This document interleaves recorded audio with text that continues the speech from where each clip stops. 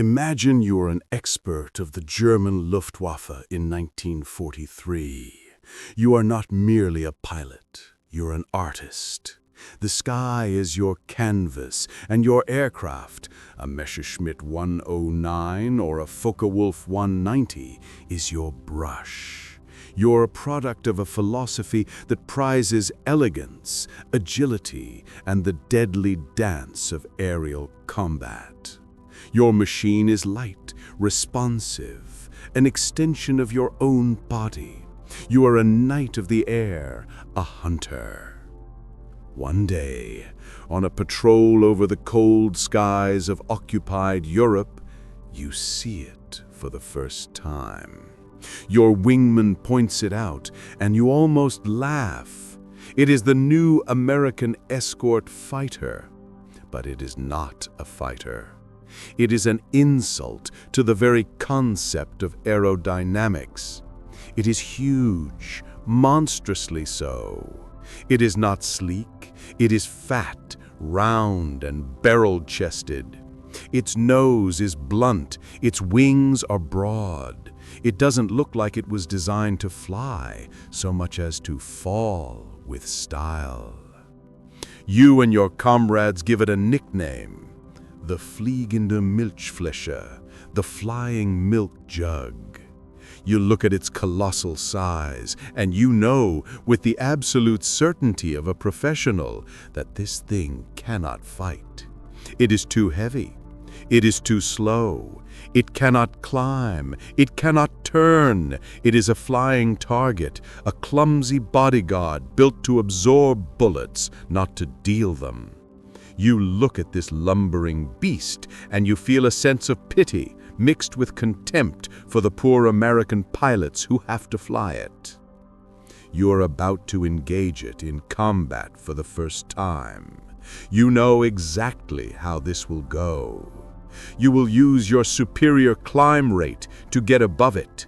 You will use your superior turning ability to get behind it. You will dance around this clumsy oaf, peppering it with your cannons until it falls from the sky like the brick it so clearly is. The coming battle is not a question of if you will win, but how quickly. And then the battle begins.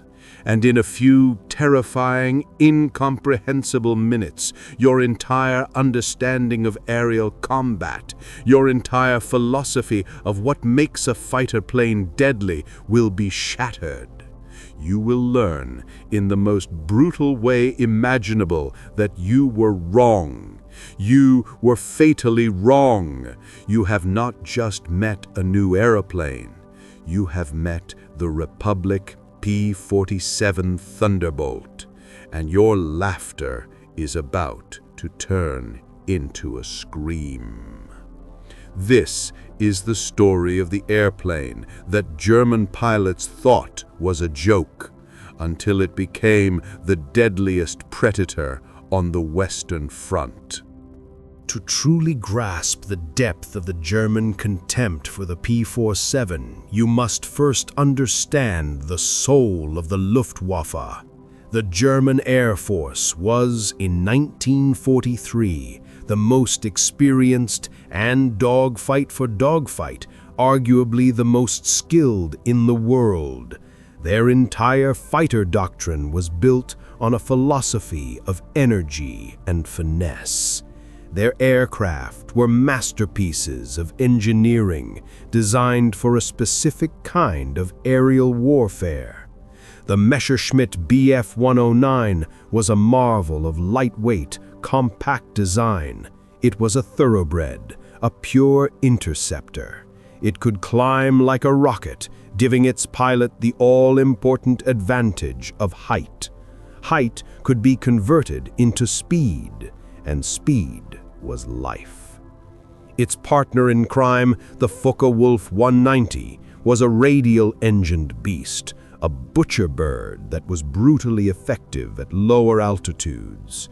It could roll faster than any other fighter in the sky, could dive with incredible speed, and was armed with a devastating mix of machine guns and cannons. The German pilots, the Experten, were masters of what they called energy fighting. They were not interested in slow, turning dogfights. That was the stuff of the last war. Their method was a deadly science. They would use their superior climb rates to get above and behind their opponent. Then they would dive, a falcon striking from the sun, making a single high-speed firing pass, and then using their momentum to climb back up to safety, ready to strike again.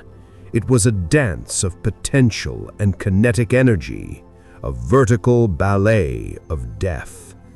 They saw themselves as knights of the modern age. Men like Adolf Galland, Werner Mulders, and Erich Hartmann were national heroes, their kill counts rising into the hundreds. They were individual artists, and their planes were their finely tuned instruments. They believed in the principle of quality over quantity. One well-flown Messerschmitt, they believed, was worth 5 clumsy enemy fighters. And when they looked at the Allied aircraft, they saw this philosophy confirmed. The British Spitfire they respected. It was a worthy adversary, a beautiful machine that could turn on a dime, a true duelist's weapon. But the new American planes, they were a different story. The Americans, in the German view, were fighting a brute force war, a war of mass production. They were a nation of factory owners, not warriors. Their solution to every military problem was simply to build more of everything. More tanks, more ships, and more planes. And their planes, the Germans believed, reflected this crude philosophy. They were heavy, they were mass-produced, they lacked finesse. So when the P-47 Thunderbolt appeared in the skies, it was the physical embodiment of everything the German pilots disdained. It was the antithesis of their entire philosophy. It was colossally heavy, the heaviest single-engined fighter of the war.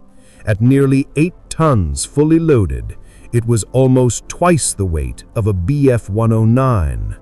Its secret was its massive 2,000 horsepower Pratt & Whitney double wasp radial engine, a true monster which required a complex and heavy turbo supercharger system just to function at high altitudes. This, in turn, required a huge, bulky fuselage to house it all. The German pilots looked at this juggernaut, or jug as the Americans called it, and saw only its flaws. It was slow to accelerate. Its climb rate was pathetic compared to their Bf-109s, and in a traditional turning dogfight, it was a disaster. It flew, as one German ace later wrote, like a barn door. They were utterly convinced that this flying milk jug was a mistake, a flawed design that would be easy prey for their superior aircraft and their superior tactics. They were about to receive a rude and very violent education. What the German pilots, in their tactical arrogance, failed to comprehend was that the P-47 was not designed to be a graceful duelist. It was designed to solve a uniquely American problem. The United States 8th Air Force was tasked with a brutal, costly mission: the strategic daylight bombing of the industrial heart of Nazi Germany. The giant B-17 flying fortresses and B-24 Liberators were being torn apart by the Luftwaffe's interceptors. They were flying beyond the range of their fighter escorts, like the Spitfire and the P-51 Mustang in its early Allison engine form. The bomber crews were being slaughtered. The American High Command needed a new kind of fighter. They needed a plane that could fly all the way to Germany and back. They needed a plane that was incredibly tough, one that could absorb a huge amount of punishment and still bring its pilot home. And they needed a plane that could carry enough firepower to definitively kill anything it hit. They didn't need a rapier. They needed a sledgehammer. They needed a flying tank. And that is exactly what the designers at Republic Aviation, led by the brilliant Alexander Kartveli, gave them. The P-47 Thunderbolt was a masterpiece of rugged, brutalist design. Its heart was the massive double Wasp engine, a reliable workhorse that could withstand an incredible amount of damage. The complex turbo supercharger system that made the plane so heavy was also its secret weapon, giving it excellent performance at the extreme high altitudes where the bombers flew. The entire aircraft was built around the principles of survivability. It had self-sealing fuel tanks. It had armor plating around the cockpit to protect the pilot. Its sheer size and robust construction meant it could absorb cannon shells that would have disintegrated a flimsier aircraft. Stories from pilots were legendary. Thunderbolts returning to base with entire cylinders blown off their engines, with massive holes in their wings and tails, even with parts of their control surfaces shot away. The plane just refused to die. And then there was its armament. The P-47 was not armed with the mix of cannons and machine guns favored by the Europeans. It was armed with 8.50 caliber Browning M2 machine guns, 4 in each wing. This was an unprecedented amount of firepower for a fighter. When a P-47 pilot pressed the trigger, he was unleashing a torrent of lead, a concentrated stream of over 100 rounds per second. It was like a flying shotgun, a wall of steel that would shred anything it touched. The American pilots who first flew the Jug were, like the Germans, skeptical. It felt heavy. It was sluggish on takeoff. They missed the nimble responsiveness of their earlier fighters. They had to learn a whole new way of flying. They were told by their commanders to forget about turning dogfights. Their advantage, they were taught, was in teamwork, firepower, and one very surprising and very deadly characteristic that the Germans had not yet discovered. The Thunderbolt had a secret weapon, one that was a direct result of its immense weight, and it was about to change all the rules of air combat over Europe. The first major encounters between the Luftwaffe's finest and the new American juggernauts played out exactly as the German pilots expected. At first, a German ace flying his FW-190 would spot a formation of P-47s lumbering below. He would smile. This was too easy. He would use his superior climb rate to get into his preferred position, above and behind. He would pick his target, a fat, slow-moving Thunderbolt, and begin his classic boom and zoom attack. He would dive down, his cannons blazing, expecting to see the American plane disintegrate. And sometimes it did. But more often, something baffling would happen. His 20mm cannon shells would strike the P-47, and pieces would fly off it, but the damn thing would just keep flying. It absorbed the punishment like a sponge. But the real shock came when the P-47 pilot decided he had had enough. The German pilot, having made his firing pass, would pull up, intending to use his momentum to climb back to safety. But the American pilot wouldn't try to turn and fight.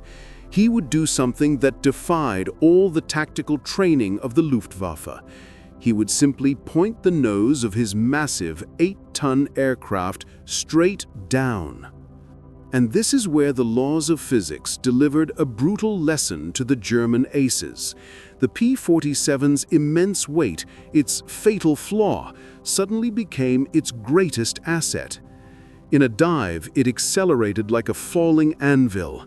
It could outdive any other aircraft in the sky, including the jet-powered Me-262. The German pilot, watching in disbelief, would see his easy target plummet away from him at an impossible speed. He couldn't catch it. If he tried to follow it in a steep dive, his own lighter aircraft would be pushed to its structural limits. Its controls would lock up. The Thunderbolt, on the other hand, was built for it. The American pilots quickly learned to use this to their advantage. Their new doctrine was simple. If you get into trouble, dive. Escape was always just a push of the stick away.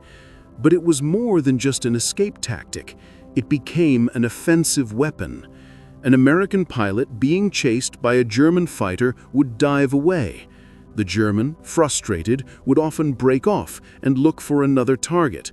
And that's when the American pilot would use the immense speed he had built up in the dive, convert it into a shallow high-speed climb, and come rocketing back up from below, appearing on the German's tail, his 8.50 calibers ready to speak.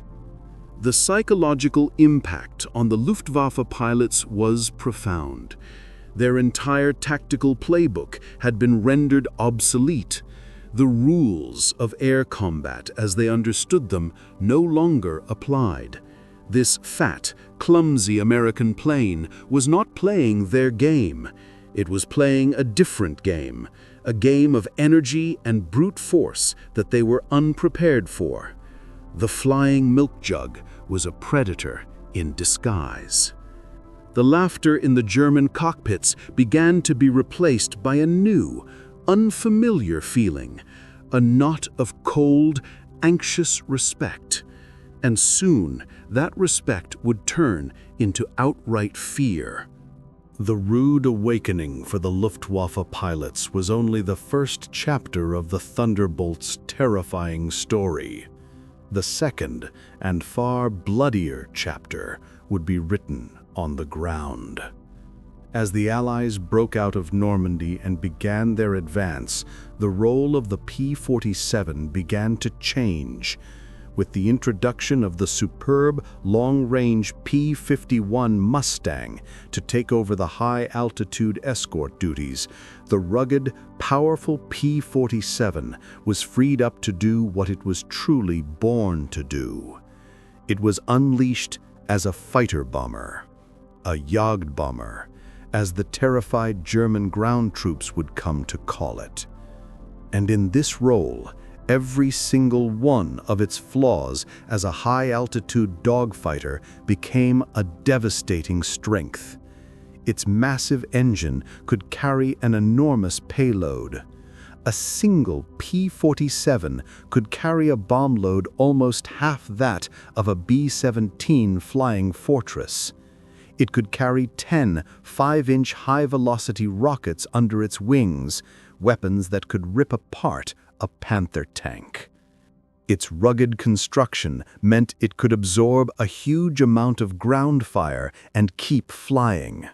It could fly low and slow, shrugging off the rifle and machine gun fire that would have crippled a more delicate aircraft. And its 8.5 caliber machine guns, when turned against ground targets, became one of the most terrifying weapons of the war. Imagine you're a German soldier in a transport truck, part of a convoy moving towards the front. You are tired, you are hungry, and you are nervous. And then you hear it. A low, guttural roar that seems to come from everywhere at once. You look up, and you see them, a flight of thunderbolts coming in low over the treetops. There is nowhere to run. There is nowhere to hide. The planes open fire, and the world dissolves into a storm of lead and fire. The 8.5 caliber guns of a single P-47 are firing armor-piercing incendiary rounds. They don't just punch holes in your truck, they shred it.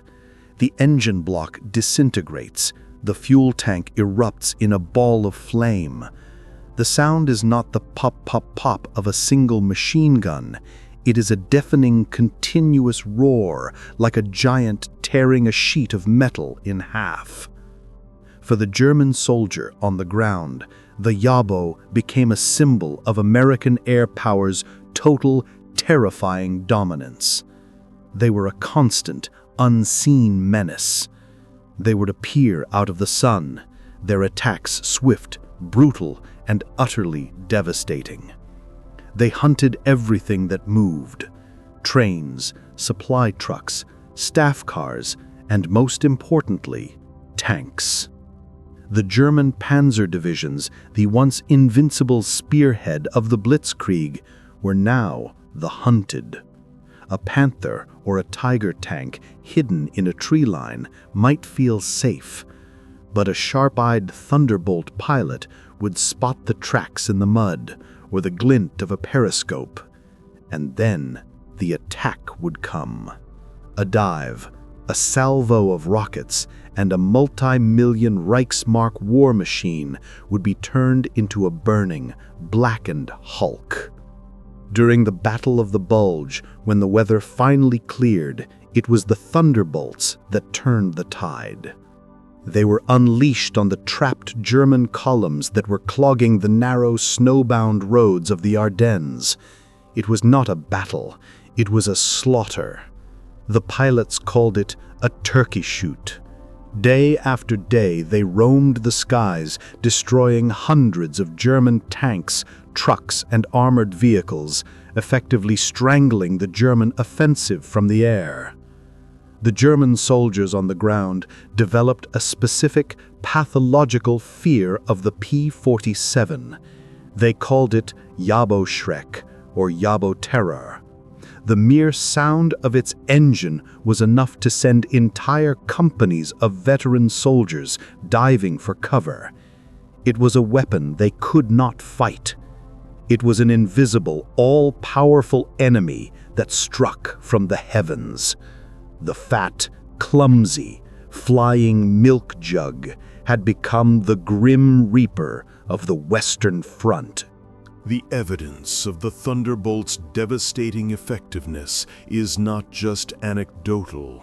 It is written in the cold, hard numbers of destruction and in the shaken testimonies of the men who had to face it. After the war, when Allied intelligence officers debriefed high-ranking German commanders, the story was the same. Field Marshal Gerd von Rundstedt, the supreme commander in the West, called the Allied fighter-bombers the most effective weapon against us. General Heinrich von Wiedinghoff, commander in Italy, stated that it was the unceasing fighter-bomber attacks that were the main factor in his army's defeat. The statistics are even more chilling. In the summer of 1944 alone, P-47s were credited with the destruction of over 6,000 trains, 9,000 trucks, 6,000 armored vehicles and tanks, and 2,000 enemy aircraft on the ground. These are not just numbers. Each one represents a vital artery of the German war machine being severed. Each train destroyed meant a Panzer division on the front line was not getting the fuel and ammunition it needed. Each truck destroyed meant a company of infantry was not getting its food and medical supplies. The P-47 was waging a war of annihilation against the logistics of the German army, and it was winning. The testimony from the German pilots who had to fight it is equally telling. Initially dismissive, they quickly developed a deep, grudging respect for the Jug. They learned that trying to turn with it was suicide. They learned that following it into a dive was a fatal mistake. They learned that a head-on attack against a plane with 8.5 caliber machine guns was an act of insanity. One German ace, captured after being shot down by a P-47, was asked what he thought of the plane. His reply was simple and direct. "It is a monster," he said. "It is not a good fighter, but it is a magnificent weapon of war." And that is the ultimate truth of the P-47 Thunderbolt. It may not have been the most beautiful, or the most agile, or the most elegant fighter in the sky, but it was, perhaps, the most effective. It was a perfect reflection of the American way of war. A rugged, versatile, brutally powerful machine that could do its job, absorb incredible punishment, and bring its pilot home. The story of the P-47 Thunderbolt is the story of a fundamental clash of philosophies. The German Luftwaffe built beautiful, high-performance rapiers. The Americans built a sledgehammer. And in the brutal attritional warfare of the Western Front, it was the sledgehammer that won. The German pilots who laughed at the flying Milk Jug in 1943 were not wrong in their initial assessment. By the standards of their own elegant dog-fighting doctrine, the P-47 was indeed a clumsy beast. Their mistake was one of imagination. They could not conceive of a different way of fighting. They could not imagine that a plane so heavy could be so fast in a dive, and they certainly could not imagine that this fighter would become the most terrifying tank killer and train buster of the war. The legacy of the Thunderbolt is written in the wreckage of thousands of German tanks and locomotives, and in the memories of the countless Allied soldiers on the ground who looked up and saw the Jug coming to their rescue. It was the plane that was there when it mattered, the rugged workhorse that broke the back of the German army's mobility and sealed its fate in the West. So the next time you see a picture of this barrel-chested, brutish-looking aircraft, remember the story. Remember the laughter of the German aces, and then remember their fear. Because the P-47 Thunderbolt is the ultimate proof that in war, it is not always the most beautiful or the most elegant weapon that wins the day. Sometimes it is the toughest.